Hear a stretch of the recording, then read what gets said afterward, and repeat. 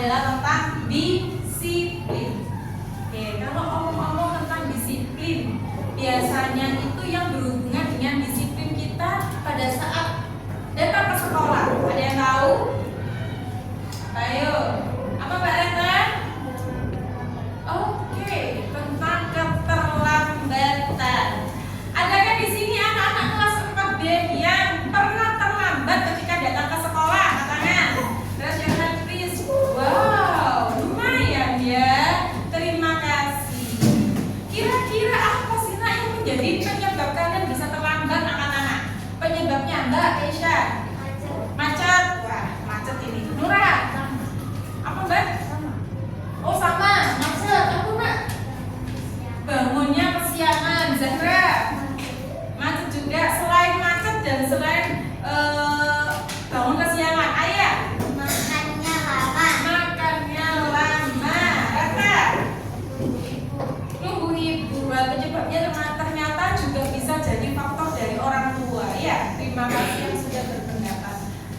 Variasi ya, bermacam-macam penyebab kalian terlambat bisa jadi dari faktor macet. Itu kira-kira faktor dari siapa ya? Diri sendiri kan? Bisa jadi ya, bisa jadi dari diri sendiri ya. Kenapa kok dari diri sendiri, Ustazah? Jalannya macet. Sudah tahu kalau pagi itu pasti ada yang ke kantor, ada yang kerja, ada yang ke sekolah, ya pasti macet. Berarti dari dalam diri kita sendiri apa yang harus kita lakukan? Apa Nak? Nah, berangkatnya harus subuh. Mungkin yang rumahnya Sidoarjo, ya subuh berangkatnya. Gak apa-apa, setelah sholat subuh ya. Setelah itu apa lagi? Dari diri sendiri ya, dari diri sendirinya yang perlu dibangun, yaitu bangunnya harus lebih pagi ya. Kemudian yang kedua, apalagi tadi? Dari faktor orang tua. Mungkin orang tuanya itu juga perlu diingatkan ya, agar Bu, ayo segera, soalnya jalanannya macet, aku sudah siap ini.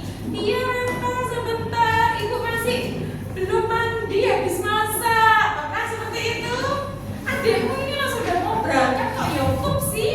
Pernah? Nah, mau berangkat Ma, aku ke BAB. Nah, adiknya mau berangkat BAB karena besok nyewokin, akhirnya ibunya yang ini ya.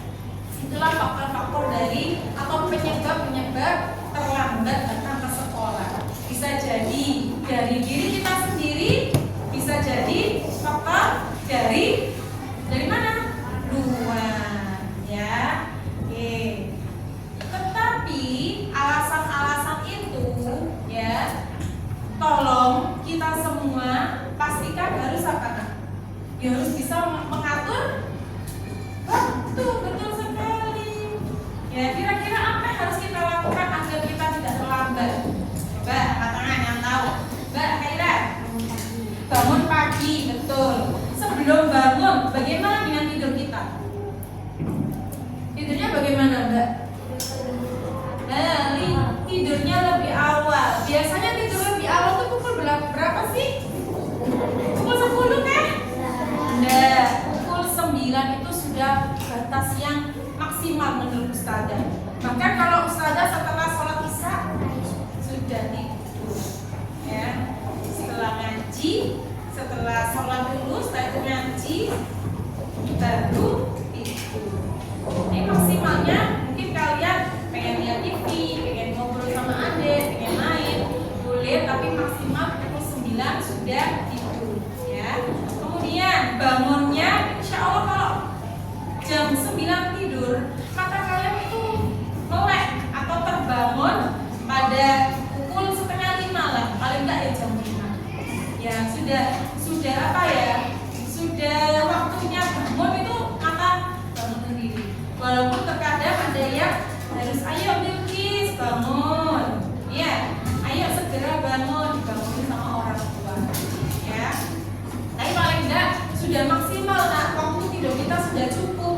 Kalau sudah cukup waktu tidur kita enak badannya, bisa kita pakai 1 hari untuk bersekolah atau beraktivitas. Oke, kalau kita yang pertama